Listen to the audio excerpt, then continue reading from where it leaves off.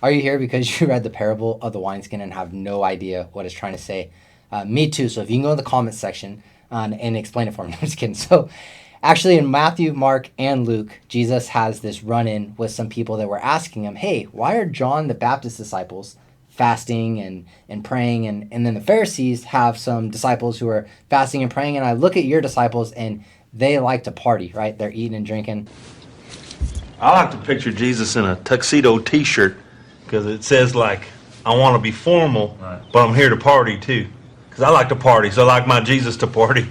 So they come up to Jesus and they ask him this question, and Jesus gives them a parable in response. And so actually a parable is an earthly story with a heavenly meaning. And Jesus actually used parables to kind of spin people off the trail. And only those who wanted to know what Jesus was trying to say would come and seek knowledge. And so Jesus tells them, hey, listen, you're not going to go to Walmart and buy a new t-shirt and cut out the picture graphic on the front and attach it to your old t-shirt that has one worn out, because it'll never match. It doesn't work well. And then he says also, you're not going to put new wine in an old wineskin. See, the old wineskin was stretched with the process of making wine, and the wine would grow bacteria and expand and deflate. And so the wineskin would get tough, and you couldn't put new wine in an old wineskin. What Jesus was telling them specifically at the time was the way that the Jewish covenant that God had with them was no longer going to be the base mark to which they did things anymore. That Jesus was ushering in something new.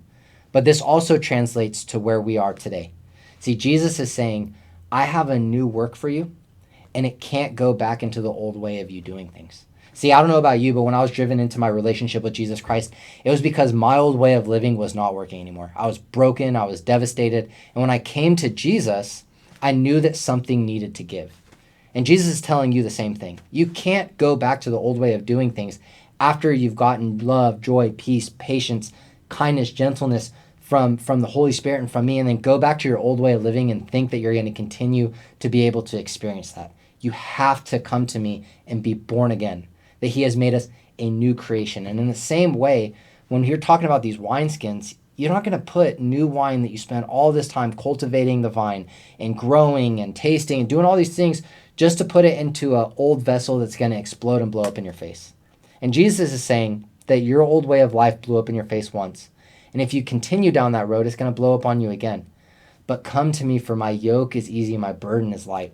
I just want to be able to give you a life and a way of doing things that's going to lead to prosperity and to great things happening for you. And so if you trust me and you put your life into this new wineskin, if you become a new creation, I'm going to do a great work and great things are going to happen.